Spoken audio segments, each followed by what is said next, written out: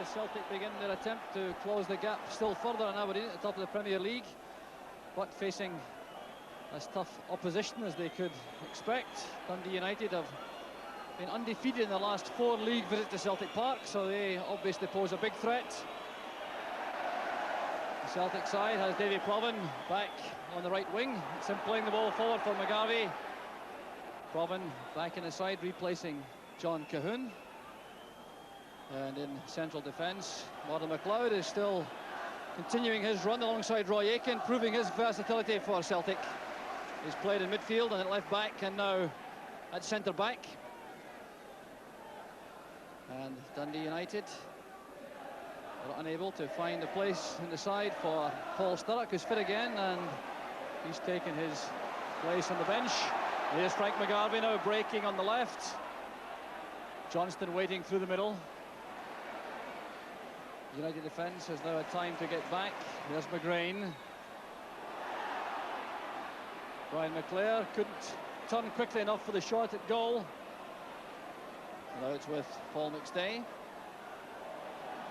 Bad break for McStay, allowing Dodds to release Tommy Coyne. And Dundee United continuing with Stuart Beattie in midfield. He's wearing the number 10 jersey, and he's already shown his liking for the big occasions, notably with good performances at Old Trafford and at Pittodrie last week, justifying the £90,000 transfer fee from St Johnstone. So Aiken's clearance. A remarkable record that for Dundee United. The last 3 league matches between the sides here at Celtic Park have finished 1 apiece. One earlier this season, back in August. There's Beattie shot, but that found Tommy Coyne in offside position, so it's Celtic's free kick. McGarvey's headed on, there's Hegarty. McGarvey's found space. He's away from Neri. He's got Johnston free in the left, and he couldn't make the pass. Maurice Johnston bitterly disappointed. He made a good position on the left, looking for McGarvey's pass, but he couldn't thread it through. Now Tommy Coyne for United.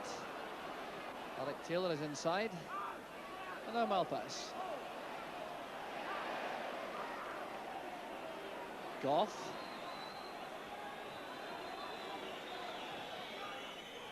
Davy Dodds down to Coyne. Fine move from Dundee United. And Bonner took it at the second attempt. Well, that was a splendid build-up from United. The chip pass inside, looking for Davy Dodds, a precise header down, and Coyne kept that shot well under control.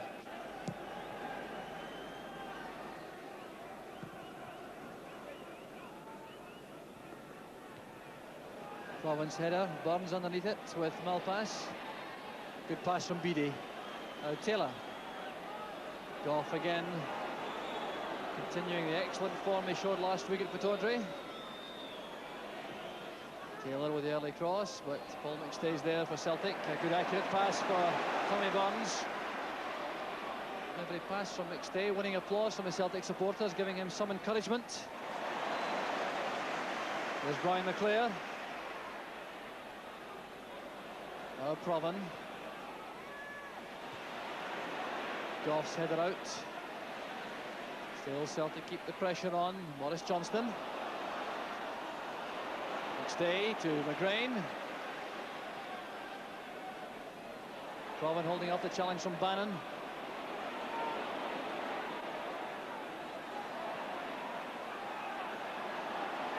Celtic still remaining very patient indeed with this possession play outside the United box, looking for the opening. Challenge from Malpass and Burns gives possession to Dundee United. This is Alec Taylor. There's Coyne available through the middle, holding it up, waiting for support. Now Malpass.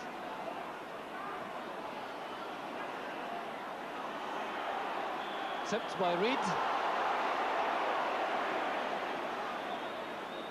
He's certainly short of options, Maurice Malpass, so perhaps welcoming that foul.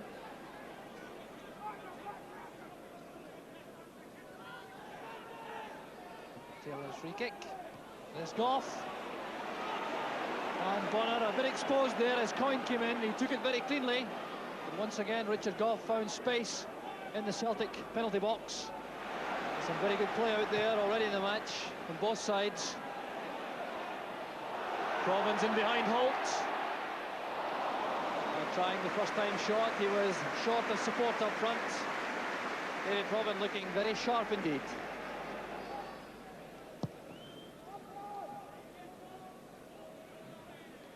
Aiken's header. McClare to Provan.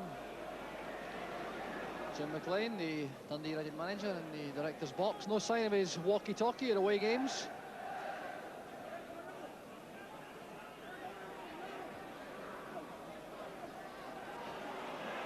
Now Bannon.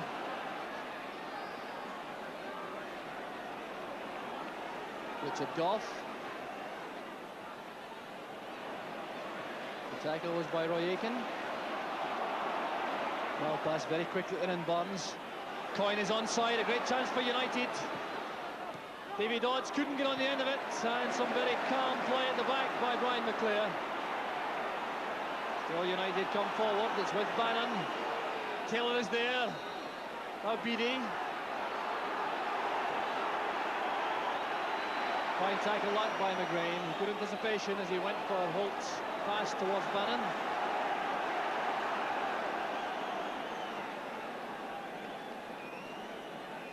David Ray on the Celtic bench.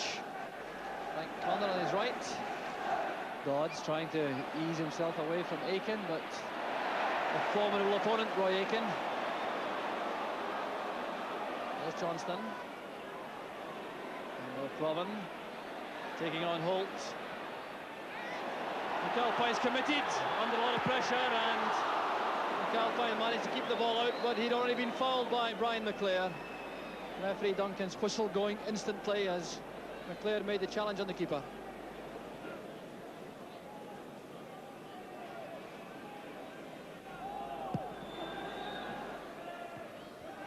McLeod doing well in the air against Davy Dodds. Now Burns, who's been given precious few chances to shine in midfield. Maurice Malpass has been sticking very close to him.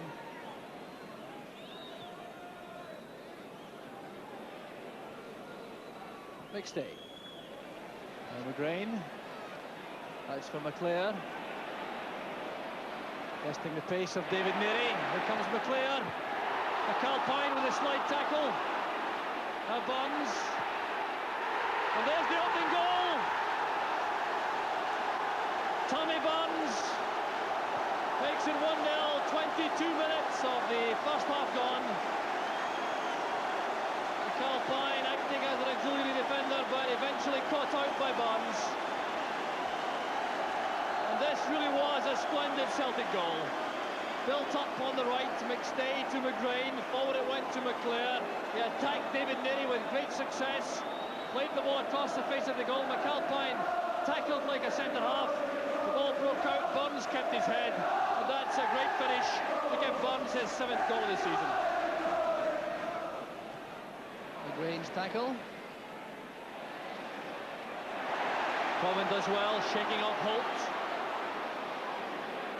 BD is back to cover John Holt. That's McGarvey, now Provan. Breaks for Johnston, he's offside. And Celtic causing all sorts of problems now for the United defence. Neary. McGarvey doing well, winning the ball with Johnston through the inside right channel. And the angle narrowed brilliantly by McAlpine. David Dodds trying to get on the end of the long ball forward, but referee Jim Duncan brings to an end a splendid first half, full of high-quality football, and punctuated midway through the half by a splendid goal from Celtic, scored by Tommy Burns. Built up on the right, involving McStay, McGrain, then Brian McClare set it up with that attacking run into the box past David Neary. Eventually it broke out from McAlpine to Burns, and that finish gives Celtic a 1-goal half-time lead, which they just about deserve. He's on to replace Alec Taylor, and that means he'll probably play on the right side of the field, supporting Dodds and Coyne, who are still operating through the middle.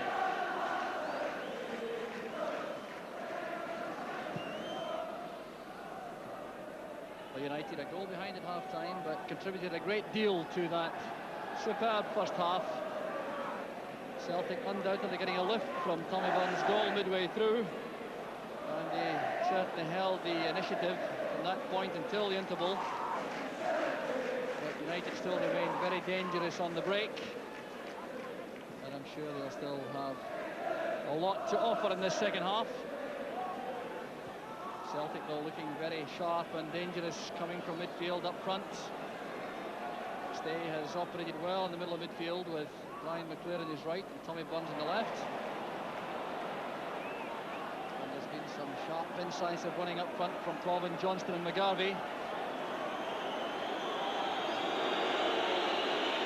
And as you can see, the defenders getting very little time to settle on the ball. Well won by Dodds.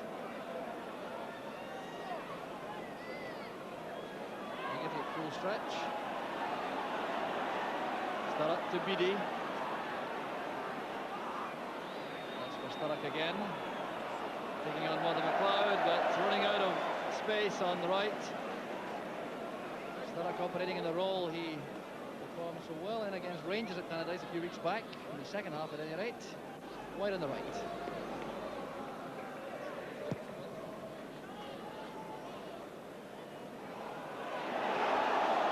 Again, he put in the pressure by Johnston. Here's a chance for Celtic. McClair coming in and deflected behind by John Holt, and the referee has given the penalty kick. John Holt is penalised for handball, and that's disastrous for Dundee United. But a great move set up by Maurice Johnston on the left, playing the ball over from McClair's powerful header, and Holt playing it with his arm over the top. Maurice Johnston with the penalty, and Hamish McAlpine brings off another fine save for Dundee United. Well, Maurice Johnston adding to his gloom from the penalty spot, the Celtic gloom from the penalty spot. He scored once already for Celtic from the penalty spot, but missing to make it 3 misses out of 6 for Celtic this season. Mark Reed's header goes for the throw. United again with a chance to come forward. They haven't really shown any signs that they can break down this Celtic defence. Pat Bonner hasn't really been called upon to produce any heroics so far. Well, there has been some good inventive play in midfield from Dundee United. There's Gough, there's Paul Sturrock, he's onside, and that's the equaliser for Dundee United. The introduction of Paul Sturrock pays off. 18 and a half minutes into the second half, and Sturrock gets his 14th goal of the season. That came from Richard Gough, taking the ball outside the box. The pass catching Sturrock onside. The Celtic defence spread-eagled, and that firm, decisive finish makes the score one apiece. Barnes now to Provan. Away from Holt, but Neri is coming across. Performing in sweeper role to perfection on that occasion.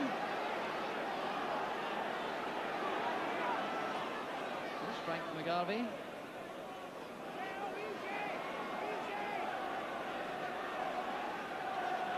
Malpass forced to play the ball out hurriedly.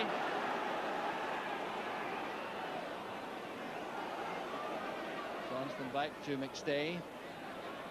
Celtic still looking to Paul McStay to prize openings in this United defence. They have the chance, and it's Brian McClair who shoots wide, but it really does appear to be inevitable that Brian McClair will be the end of that opportunity created by Paul McStay's pass into the box.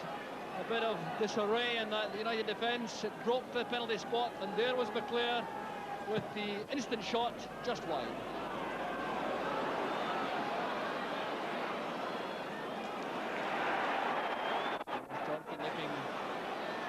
Busy indeed, showing lots of urgency. Good play by Celtic again, and Provan denied by Hamish McAlpine. So United breathe again, and it's down to their goalkeeper Hamish McAlpine. Provan almost in behind the United defence. turning brilliantly in the box and being stopped immediately by McAlpine. Well, what a hero the veteran keeper has been once again. We saw him at Old Trafford perform miracles, and he's doing something similar here again against Celtic.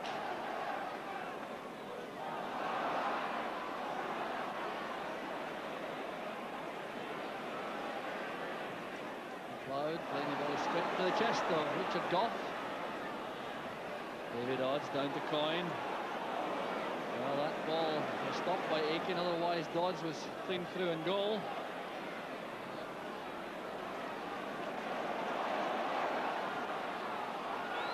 Stay well tackled by Dodds. Neatly done by Beattie. Beattie, it's Bannon. Touched away from the player by Coyne. David Neary has it for United. There's no question at all that United have taken tremendous heart from their equaliser.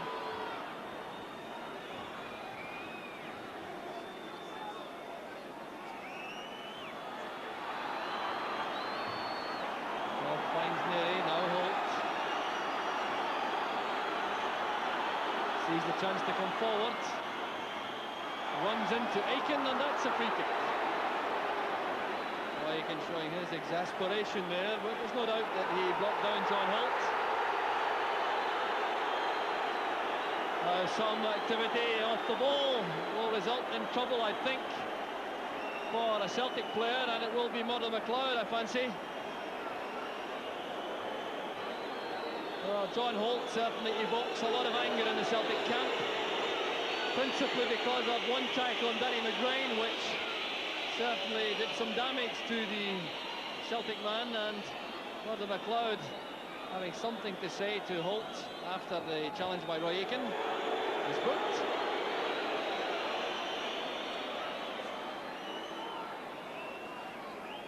And United have the free kick when the dust settles.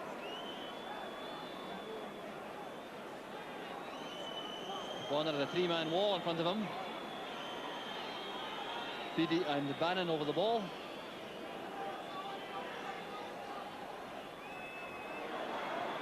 Bannon flights it in. There's Richard Gough, and he's done it again. 27 minutes into the second half, and Celtic Park is stunned once again. It could scarcely have been simpler or more effective. Bannon with the delightfully flighted free kick. Gough arriving late. A precise downward header, and Bonner had no chance at all. There he has a little touch of luck there, but it breaks for Provan. Holds off the challenge from Holt. It's Torres stuff again out there as Provan tried to hit the byline, and he's stopped by Malpass.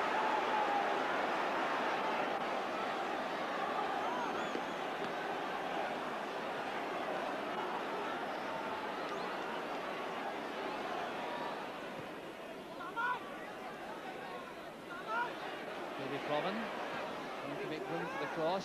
There's McGarvey covered by Holt. Paul McStay. That header out was by Stuart Beattie, and a vital header it was, allowing United to break through Paul Sturrock. And Beattie now is in the end of the pass forwards. That was a remarkable run from Beattie. Shaking the head from Frank Connor in the Celtic dugout. Some pensive figures there. The match slipping away from them.